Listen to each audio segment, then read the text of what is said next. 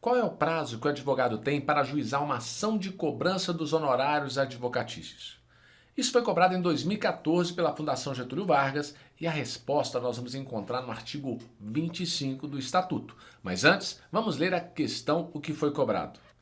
Sobre o prazo para ajuizamento de ação de cobrança de honorários de advogado, assinale a opção correta. Prescreve em 2 anos, em 5 anos, em 2 anos, em 5 anos, ação de cobrança. A primeira coisa que tem que identificar é qual é o prazo.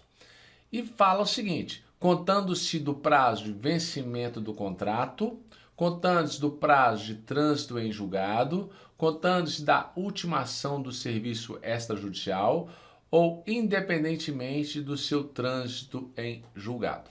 Vamos verificar o que diz o artigo 25. Prescreve em 5 anos a cobrança de honorários de advogado, contando o prazo. Então, se são 5 anos, nós já vamos eliminar algumas letras do problema.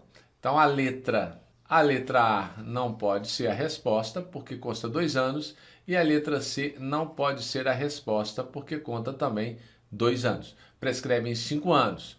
A ação de cobrança de honorários de advogado, contando-se o prazo do trânsito em julgado da decisão que eu fixar, ou prescreve em 5 anos a ação de cobrança de honorários de advogado, contando-se o prazo da decisão que eu fixar, independentemente do seu trânsito em julgado. Voltando ao artigo. Então são 5 anos do vencimento do contrato, se houver. Então você tem um contrato, tem a data de vencimento, conta a partir de 5 anos dele. Do trânsito em julgado da decisão que eu fixar. Então nós temos aqui a questão do trânsito em julgado. A decisão fixou os honorários advocatícios quando que começa a contar o prazo de prescrição do trânsito em julgado. Da ultimação do serviço extrajudicial. Então nós temos último ato do serviço extrajudicial, 5 anos. Da desistência ou transação. Se houve desistência da ação, você tem direito aos honorários. Se houve acordo, você tem direito aos honorários. Quando que começa a contar? 5 anos após a desistência ou transação. Da renúncia ou revogação do mandato. Então nós temos aqui 5 hipóteses, 5 anos, prazo de prescrição. Com isso fica mais fácil responder a questão. Prescreve em 5 anos a ação de cobrança de honorários de advogado, contando-se o prazo do trânsito em julgado da decisão que eu fixar.